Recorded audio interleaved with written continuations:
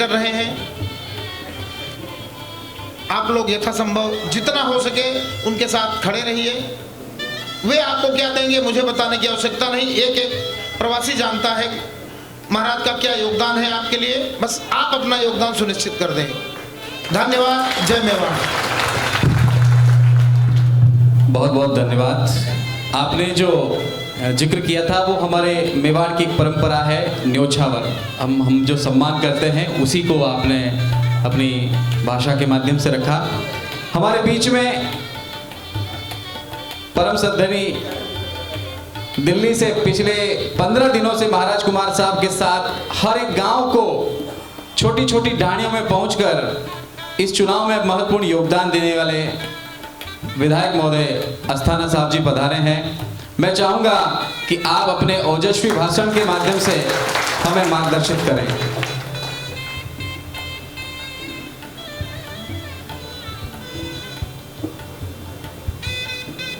भारत माता की। हाथ बनी नहीं हुई, हाथ खड़ा करें, मुट्ठी को बीचे। मोदी जी कहा करते हैं कि जब भारत माँ का जयकारा लगाओ तो मन से लगाओ। ये जबान तो बोलती है भारत माता की। ये जय आपकी महाराज जी के प्रति कृतज्ञता भी है और उन्हें ये विश्वास भी आप दिला रहे हो कि हम सब आपके साथ हैं। मंच पर विराजमान परम श्रद्धेय परम पूजनीय विश्वराज सिंह जी, मंच पर विराजमान सभी गणमान्य मित्रों, बुजुर्गों, माताओं, बहनों, मैं 26 तारीख को नाथद्वारा पहुंचा था तो मुझे कहा गया कि महाराज जी रेल बंगरा जा रहे हैं, आप भी वहीं पहुंच जाओ। मैं वहां पहुंचा, मंच पर मुझे बुलाया गया। लगभग 400-500 लोग थे वहां। जब मैं उनकी आंखों को, उनके चेहरों को पढ़ रहा था तो मैंने तभी कह दिया था, मैं कहा चुनाव तो महाराज जी आप जीत गए। क्योंकि व्यक्ति के चेहरे बोलते हैं। मजबूरी में व्यक्ति बैठा हुआ, समाज के प्रभाव में बैठा हुआ व्यक्ति, उसको भी पढ़ने की हमें परमात्मा ने एक शक्ति दी है, लेकिन जब चेहरे पे खुशी हो और आंखों में चमक हो, उसका तो अपना ही एक मतलब। अभी कहा गया कि महाराणा प्रताप के वंशज, 24वें वंशज हमारे बीच में, वो जनता के दरबार में। और एक मित्र ने कहा कि उनके लिए उन्हें वोट मांगना पड़े, उन्होंने आगे की लाइन छोड़ दी, फिलिंग द ब्लैंक्स। बात को खुद समझ लें कि उनके कहने का भाव क्या था। मित्रों, 1947 को देश आजाद हुआ 2 धर्मों के आधार पर। शिवाजी महाराज, महाराणा प्रताप और गुरु गोविंद सिंह जी ने इस देश को बंटने नहीं दिया।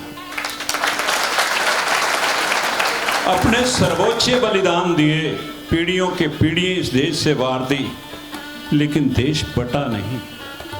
लेकिन ये हमारा सर्वश्रेष्ठ परिवार, गांधी नेहरू परिवार, इसने धर्म के आधार पर देश के 2 टुकड़े कर डाले। ये लोग सोचते विचारते नहीं। आजादी आजादी, मैं कभी नहीं कहता देश आजाद हुआ, नहीं, कभी नहीं हुआ। देश का बंटवारा हुआ। आजाद तो तब मानते कि काबुल, कंधार से लेके बांग्लादेश, पाकिस्तान इस हिंदुस्तान का आज भी अंग होता। अगर सरदार पटेल नहीं होते तो आज भी ये देश एक रूप में नहीं होता। और सबसे पहले हस्ताक्षर करने वाला परिवार कौन था? 562 रियासतों को छोड़ गए अंग्रेज कि हिंदुस्तान से मिलो, पाकिस्तान से मिलो, इंडिपेंडेंट रहो। पूरा देश आजाद तब भी नहीं हुआ था, लेकिन यही राणा प्रताप का परिवार, महाराणा साहब का परिवार सबसे पहले हस्ताक्षर किसी ने किए तो इस परिवार। एक स्टेट जम्मू कश्मीर नेहरू जी ने अपने जिम्मे ली थी। यहाँ सब पढ़े लिखे नौजवान बैठे हैं, उसका फैसला नहीं हुआ। हमारे राष्ट्रीय स्वयं संघ के दूसरे सरसंघचालक गुरुजी कश्मीर के राजा हरि सिंह को कहा कि आपका जम्मू कश्मीर के वासियों का अगर कोई इंटरेस्ट, कोई हित है तो आप हिंदुस्तान से मिलिए। अक्टूबर में जाकर साइन किए। लेकिन शेख अब्दुल्ला से नेहरू जी ने एक फैसला किया। क्या फैसला था? कि रेफरेंडम कराया जाएगा और यूएनओ में चलोगे नेहरू जी। मैं इतिहास को इसलिए बता रहा हूं कि मैं मेन मुद्दे पे आऊं तो आपको पता होना चाहिए कि इस मुद्दे के पीछे कारण क्या है। लेकिन देश का एक ऐसा मां का बेटा गुजरात का जो आया, जिसने धारा 370 को समाप्त करके पूरे कश्मीर को भारत का अंग बना दिया। आज भी देश और विदेश की शक्तियां वही कारण पैदा कर रहे हैं जो 1947 में द्विराष्ट्र की जो थ्योरी कही गई थी, आज फिर वही हो रहा। रोजाना बयान पढ़ते हुए हमारे मित्र ने कन्हैया का उदाहरण दिया, लेकिन जयपुर का उदाहरण देने भूल गए। कन्हैया की मौत पे 1 रुपया नहीं, और जयपुर के अंदर अगर मौत होती है तो 1 करोड़ रुपया, नौकरी भी, सब कुछ। ये है मुसीबत का कारण। अगर कन्हैया की भी मदद की होती और जयपुर वाले की भी मदद की होती, तब कहते कि यहाँ के मुख्यमंत्री ने न्याय किया। ये हमारे वजूद की लड़ाई मित्रों, ये कांग्रेस बीजेपी की लड़ाई है ही नहीं। ये लड़ाई हमारे समाज के लिए, हमारे वजूद की है, जिसको सबसे पहले योगी जी ने पहचाना। योगी जी ने कहा कि अगर कन्हैया के कातिल होते यूपी में तो कब की गाड़ी पलट चुकी होती। कहा कि नहीं कहा?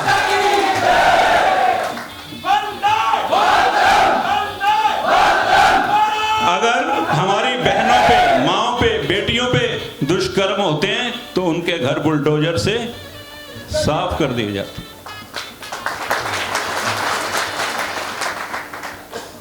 मेरा कजन रहता है यहाँ, बिटिया आई है लखनऊ से, कहती है भैया अच्छा है यूपी में अब योगी जी हैं तो रात को हम खाना खाने रेस्टोरेंट में जा सकते हैं, वरना 5 बजे के बाद लखनऊ राजधानी पे भी बेटियां नहीं निकल सकती थी, जो आज राजस्थान की हालत इन्होंने कर दी। हम किस बात को विचार कर रहे हैं? आपको महाराज जी निमंत्रण देने के लिए आए, क्योंकि आप अपने उनके समाज के लोग हो। 36 कौम के लिए लड़ाई लड़ी। वो खाली राजपूतों के नेता नहीं थे महाराणा प्रताप, वो खाली ब्राह्मणों के नहीं थे, वो खाली भील के नहीं थे, वो 36 कौम के लोग थे। उन्होंने लड़ाई देश और समाज के लिए लड़ी। क्या पन्ना दाई अपने बेटे का, छोटे से का बलिदान दे देती है महाराज के सुपुत्र मान के, तो ऐसा उदाहरण कहाँ है भाई? ये तो वक्त है कि उस एहसान का बदला, उन्होंने कोई एहसान नहीं किया। हम मानते हैं कि हमारे समाज को, हमारी कौम को, हमारे देश को बचाने के लिए महाराणा प्रताप ने और पन्ना दाई ने इतने बड़े बलिदान किए, तो एकमात्र वोट के लिए आज महाराज जी को हमें करना पड़ा। ये आपने जो पगड़ी हमारे सिर पे डाली है, ये पगड़ी नहीं, ये जिम्मेवारी है। ये जिम्मेवारी का बोध करा रहे हो आप कि आपके सिर पे अगर पगड़ी समाज बांध रहा है और ये फूलों की माला डाला, मैं कहा करता हूं ये फूलों की माला नहीं कंधे पे डलती, ये जिम्मेवारियों का बोझ है। जितनी ज्यादा माला उतने ज्यादा काम। ये माला जहां स्वागत का प्रतीक है, इंसान को जिम्मेवारी की भी में ज्ञान कराता है। दोस्तों, एक तरफ मोदी जी, एक तरफ कांग्रेस।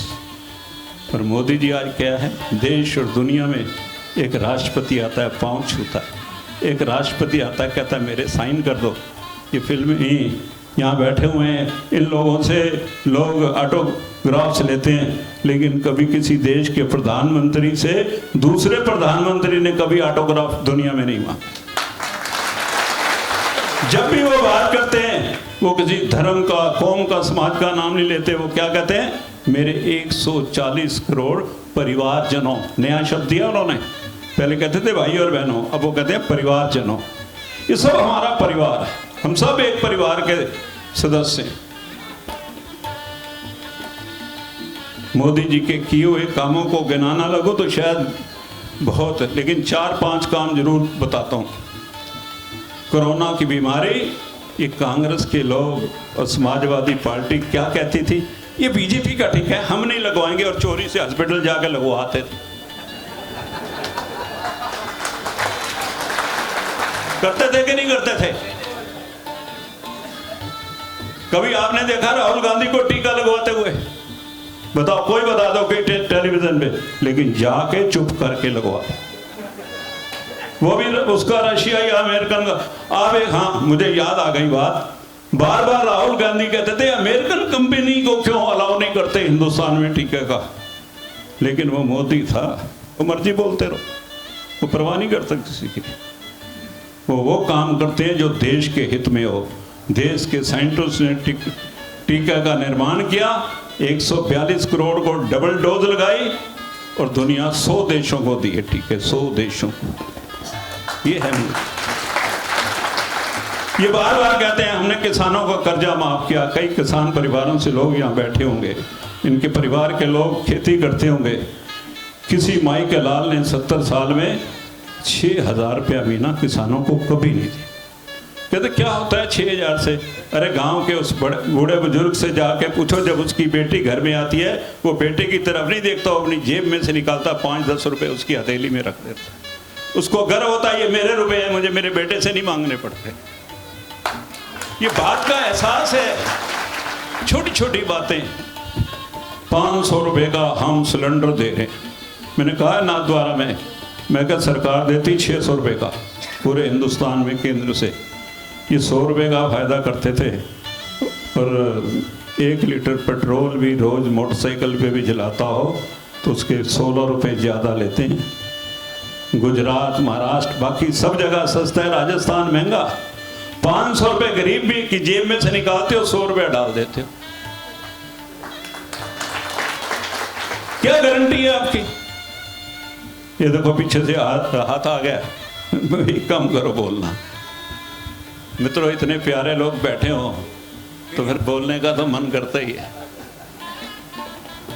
बैठूं या बोलूं?